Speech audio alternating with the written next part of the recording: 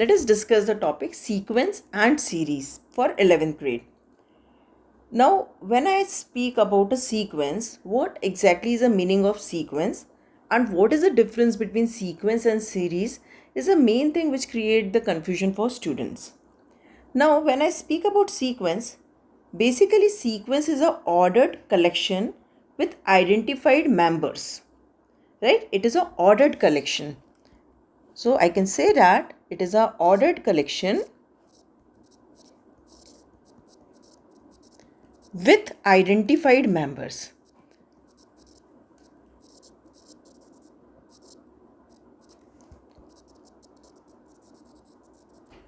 Right. So it follow a pattern also. When it follow a pattern, it is called the progression. See, sequence can be collection of anything. It can be the collection of few objects which are in a particular pattern, right? Or it can be the, like you can say, a family tree. If I am arranging the kids, that can also show a sequence. But when a sequence follow a particular pattern, it is known as progression. Now, what are the different progressions? You already have heard arithmetic progression, which is represented by AP. Then we have to study GP, and there is one more progression, HP. So, arithmetic progression, geometric progression, and harmonic progression. Right? So, arithmetic progression you have already studied. So, now it is not in the syllabus of grade 11th. Earlier, till last year, it was there. Harmonic progression is also removed from the syllabus. So, you have to focus only on the geometric progression. Right? Now, let us first write down few examples of sequence. Like, if I am writing 2, 4, 6, 8, this is a progression. Okay. If I write 3, 3.3, 3.33, 3.333, so these are all the members and they are showing one sequence. Sometime there may be a sequence you will come across where probably the first and second terms or first 2-3 terms are not following the pattern, but after that one pattern will be started. So there are sequence like that also. I can give a general formula for a sequence. All terms will come out from that general formula, but sometimes the first term will not come, second term will not come, and sometimes every term will come. Right? Now when I speak about the sequence, the general form is A1, A2, A3, and An represent the nth term. Right? Now it can be a sequence, can be a finite sequence if it has a finite terms, and it can be an infinite sequence when it has infinite terms. Okay? Most of the time it is possible to express a rule which give you all the members of the sequence. There is a very one famous sequence 1, 1, 2, 3, 5, 8, which is known as Fibonacci series or sequence. It is sequence, not a series. Fibonacci sequence. Right? What is the general rule to define this? It says that A1 is equal to A2 is equal to 1, and for the remaining term, that is for n is greater than 2, An is equal to An minus 2 plus An minus 1. So if you use this formula, taking A1 and A2 1, you will get this sequence. Okay. Now what exactly is the difference between sequence and series is, if there is any sequence with the terms A1, A2 up to An, then the sum of these terms is called the series. Right? As I said, if it is a finite, I can have a finite series. Infinite means I will have an infinite series. So basically it is a sum of the terms associated with the sequence. Right? So whenever I express summation, this is a sign of summation An. Okay? Then this represents the series for the associated sequence. Okay? Usually when we have a finite series, it is represented like this. An, where n varies from 1 to k. Correct? Now let us do few questions to understand how to generate a sequence. Now suppose if my question is find first 3 terms. Okay? First 3 terms of the given sequence. Now first is an is equal to n upon n square plus 1. So how I will generate the sequence?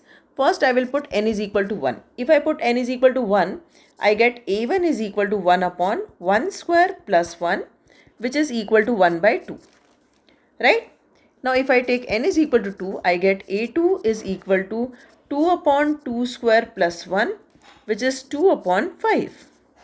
If I take n is equal to 3, it gives a3, which is equal to 3 upon 3 square plus 1, which is 3 upon 10. So these are the first three terms of the sequence. Right? Now let us do one more question. Suppose I have an is equal to 2n plus 5. Again, a1 is equal to 2 plus 5, that is 7.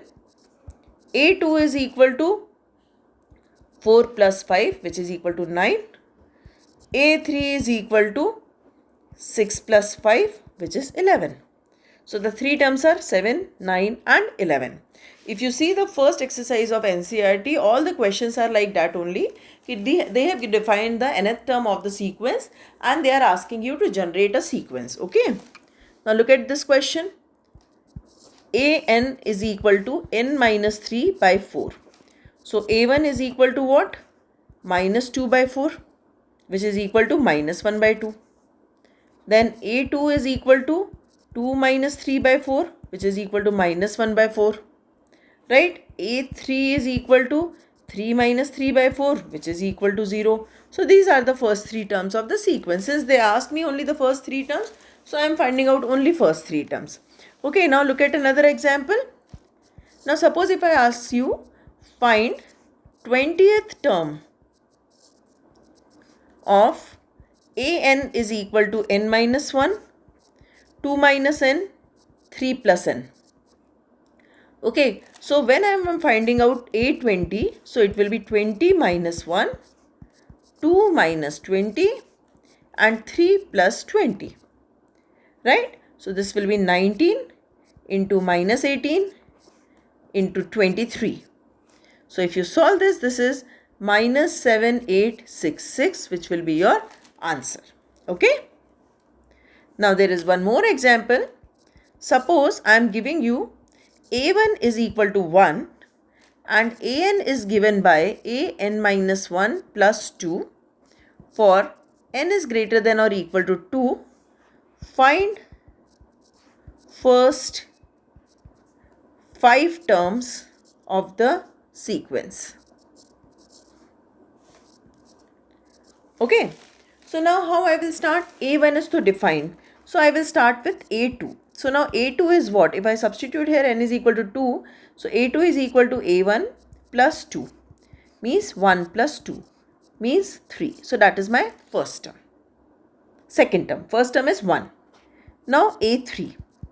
So a3, when I put n is equal to 3 here, I will get a2 plus 2, means 3 plus 2, that is 5. If I talk about a4, a3 plus 2, means 5 plus 2, that is 7. a5 is equal to a4 plus 2, means 7 plus 2, that is 9. Correct? So 1, 2, 3, 4 and 5th. So 5 terms are, first 5 terms I have got. So this is how you can generate the sequence when the nth term is defined. Right? So now let us come to the progression. In your 10th grade, you have already studied what is arithmetic progression or AP. If you remember, let me just remind you, arithmetic progression, the first term was represented by A, and then the next term A plus D, A plus 2D, A plus 3D,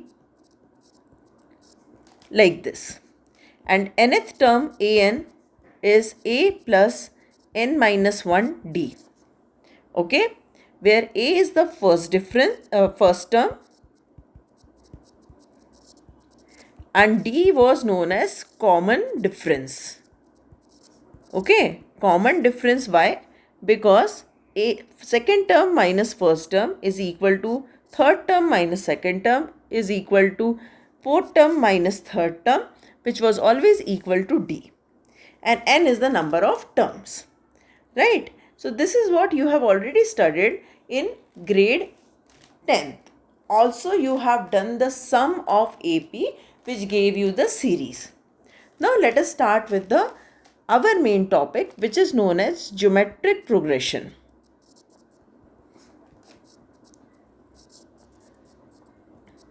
Okay. So now what exactly is a geometric progression? It is represented by A.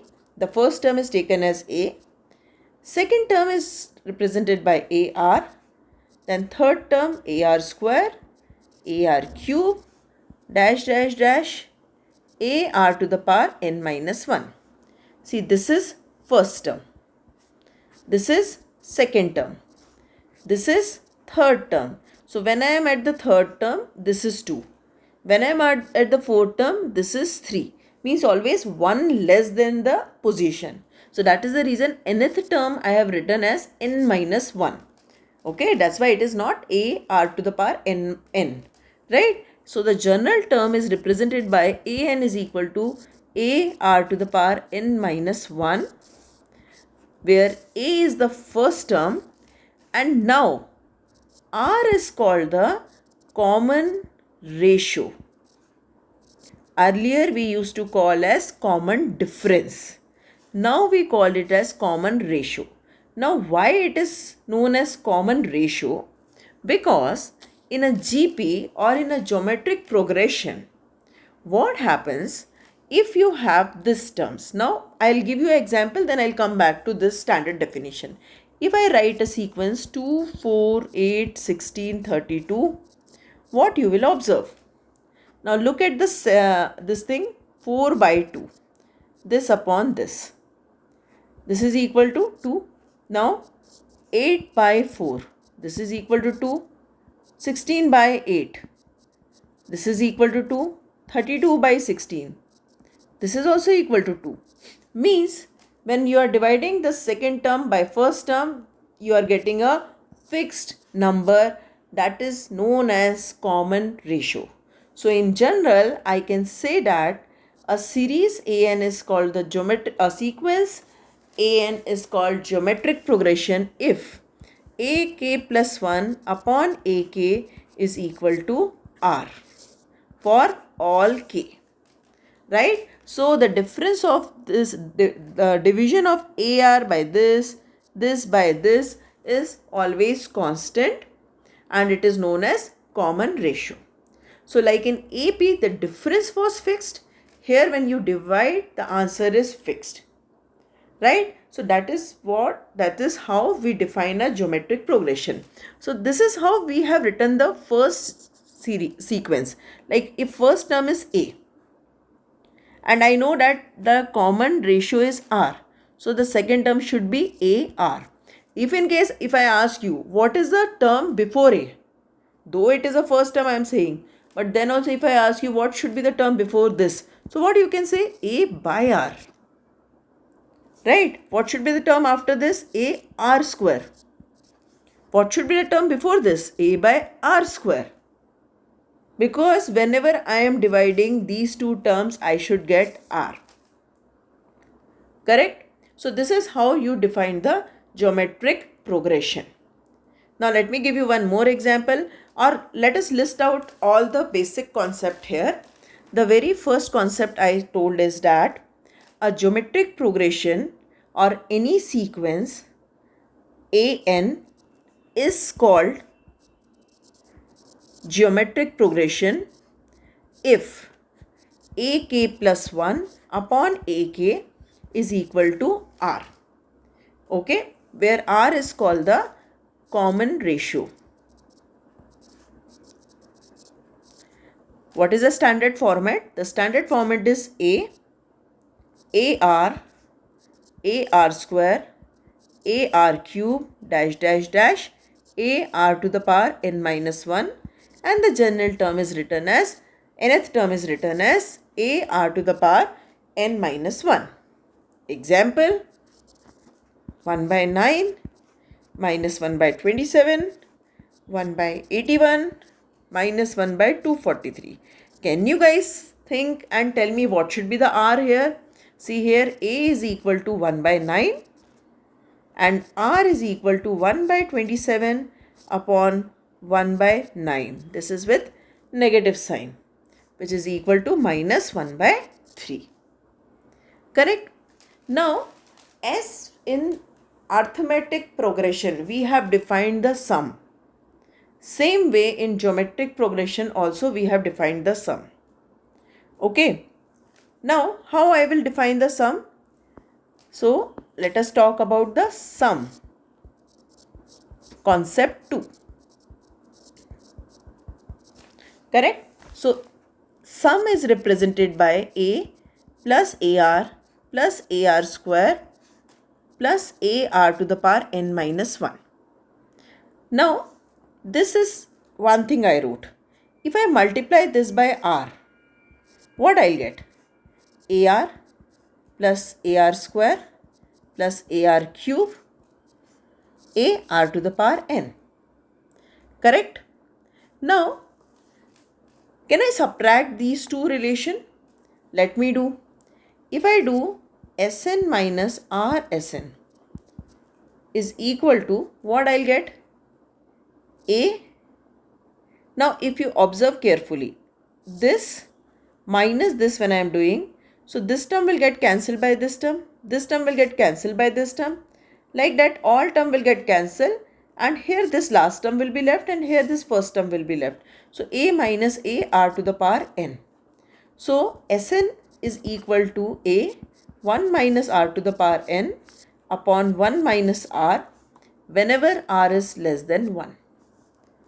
And Sn is equal to A R to the power n minus 1 upon R minus 1 whenever R is greater than 1. Right? So, looking into the common ratio value, I will apply the formula. Clear? Now, as I said, sequence can be finite and infinite. If you have the infinite sequence, then this sum is equal to A upon 1 minus R. Here also R should be less than 1. Otherwise, you can't apply this formula. So, the sum of the infinite GP is given by this formula. You don't have the questions on this in 11th grade, but yes, for competitive, they may ask. Right? Now, as in AP, there were few questions where they used to say कि 3 terms their product in AP their product is this, 4 terms in AP their product is this, their sum is this. Same way in GP also we will come across this type of questions. So whenever they say 3 terms are in GP and they are talking about this product, okay, so always consider the terms A, AR and A by R. So these are the 3 terms which are in GP. If they ask for 4 terms, so what you should consider? A by R, AR, AR square and A by R square. Again, if they ask the 5 terms, then you should start with A. AR, A by R, AR square, A by R square. So 5 terms. Right? So this way, even number of terms, this trend will be followed. Odd number of terms, this trend will be followed. So in such questions, when they say keep 5 terms, 7 terms, 8 terms, you need to directly pick up the terms in this way. Because when you multiply this, you will directly get the value of A. Right? So that is the reason this is important to take like this. Okay? Otherwise, it will become lengthy. You will get the answer, but it will become very lengthy and messy. Right?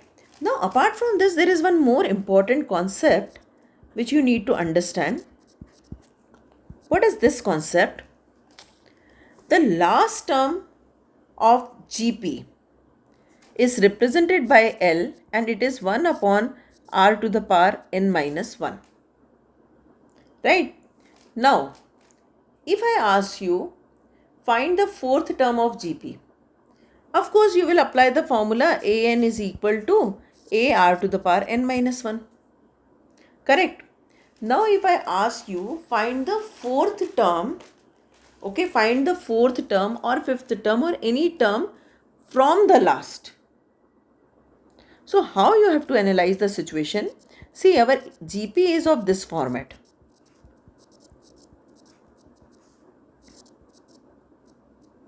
Correct?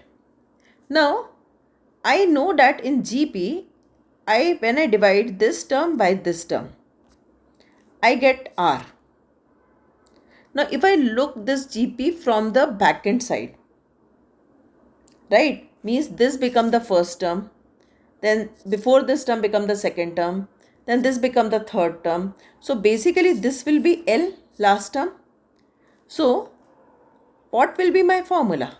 I know for GP the formula is the first term, but here from back side we are observing.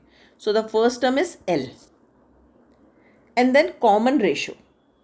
Now how I am doing the common ratio? I am always doing this AK plus 1 upon AK. Okay, when I am looking from here, so how I will be doing? This term upon this term. So instead of R, common ratio will be 1 by R. So this is the formula when you want to find out nth term from the last.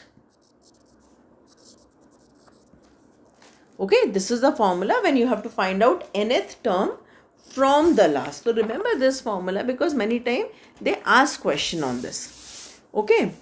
Now the next is concept 5. What is this concept 5?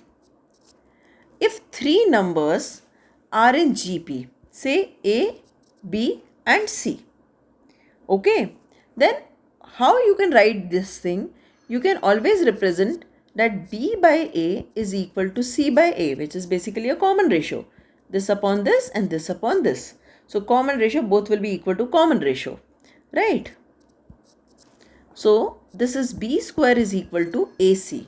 So B is equal to AC like this.